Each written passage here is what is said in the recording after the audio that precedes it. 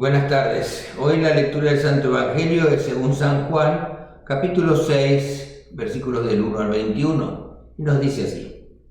Después de esto, Jesús fue al otro lado del mar de Galilea, el de Tiberías, y le seguía una gran multitud porque veían las señales que hacían los enfermos.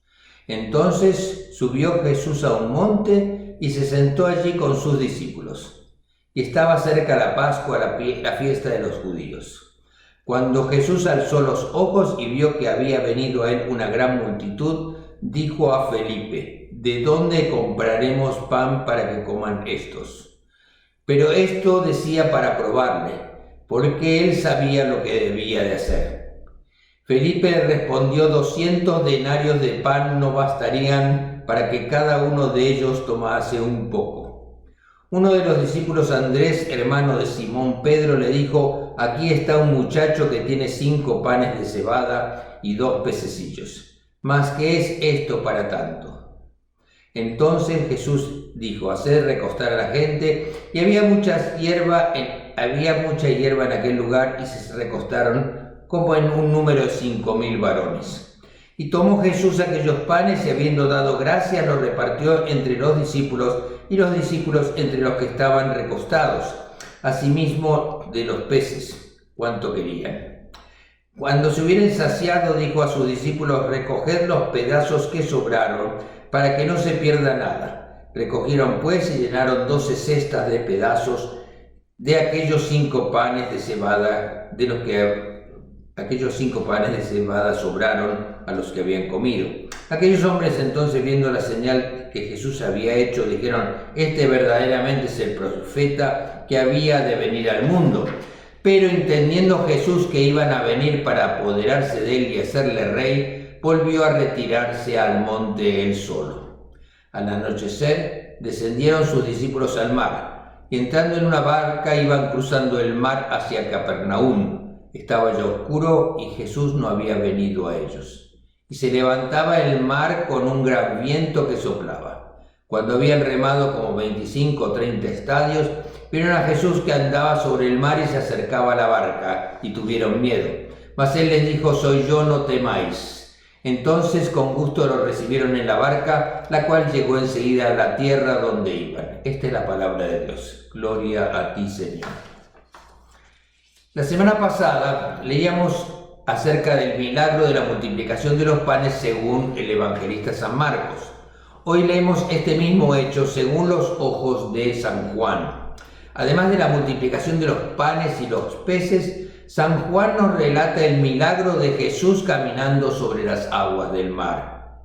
En la lectura vemos algunos gestos realizados por Jesús, gestos que él repetirá durante la última cena y que nosotros también repetimos cuando celebramos la consagración del pan durante la Eucaristía.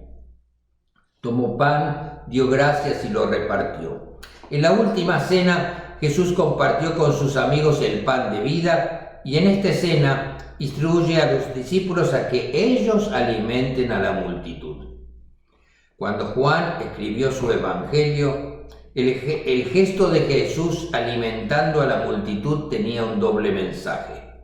La Eucaristía era una fuente inagotable de alimento, y al mismo tiempo los líderes de las comunidades tenían la responsabilidad de alimentar al pueblo, especialmente con la prédica y con la escritura.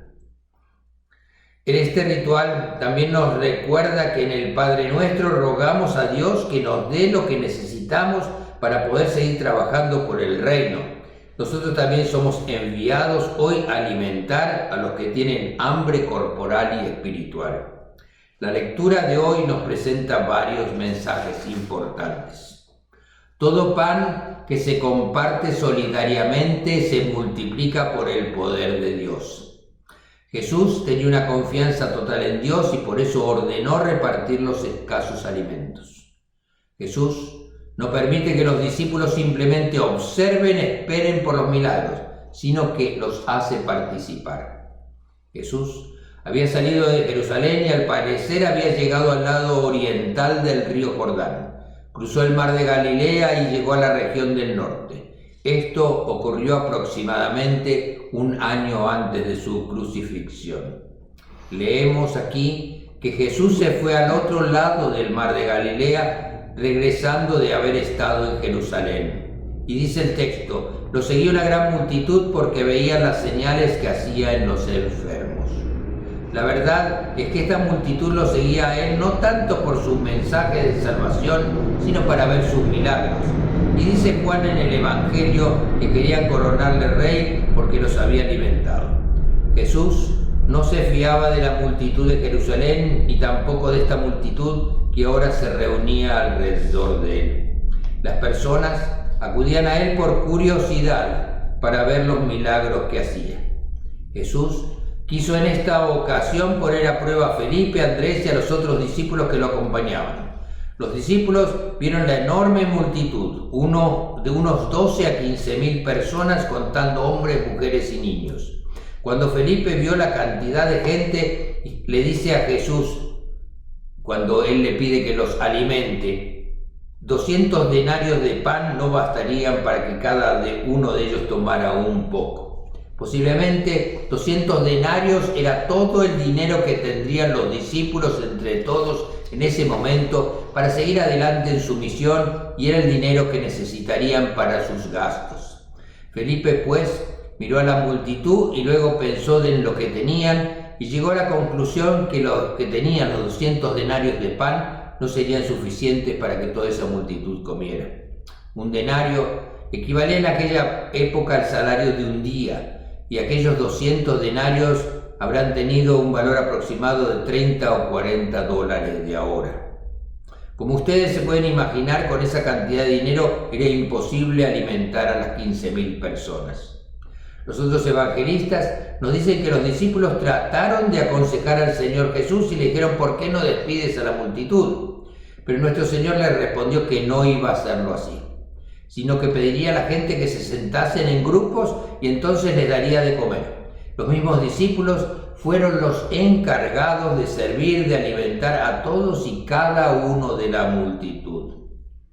Eso nos dice que esa es parte de nuestra misión, donde todos nosotros debemos dejar de lado las ambiciones de ocupar una posición privilegiada y en cambio servir y ayudar a todos nuestros hermanos con humildad.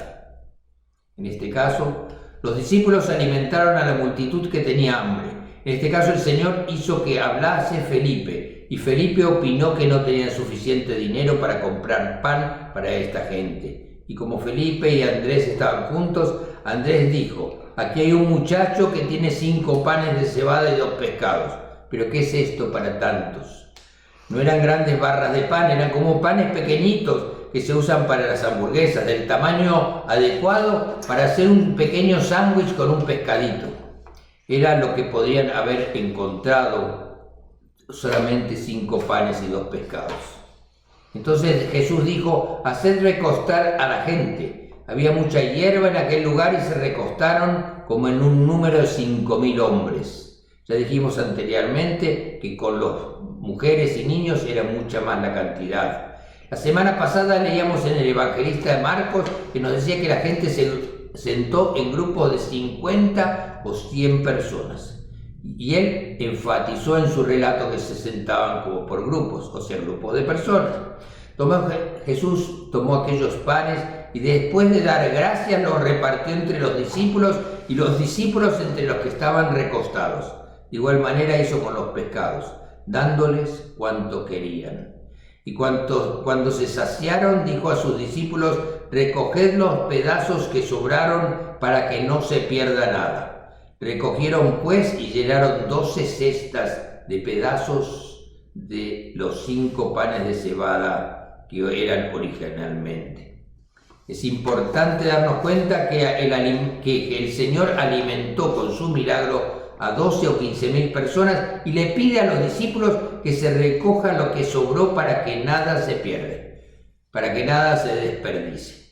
Como un ejemplo sencillo, ¿cuántas veces compramos o cocinamos más comida de la que vamos a comer? A veces nuestras refrigeradoras están llenas y la comida se daña. Eso es contrario a la voluntad de Dios, especialmente habiendo tanta gente que pasa hambre en el mundo. Desperdiciar comida es una señal de soberbia, de egoísmo y de respeto hacia los que no tienen.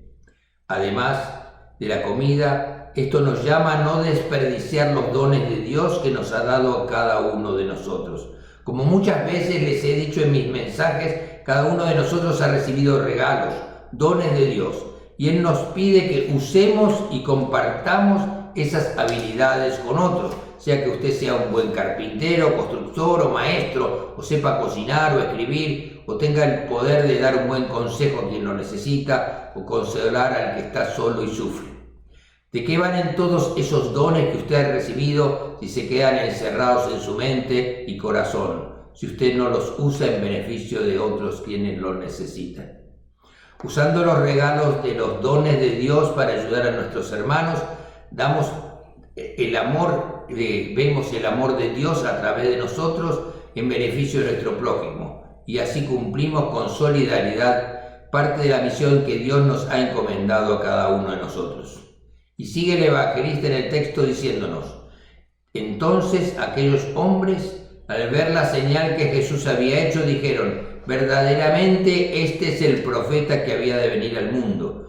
Pero entendiendo Jesús que iban a venir para apoderarse de él y hacerlo rey, volvió a retirarse al monte él solo.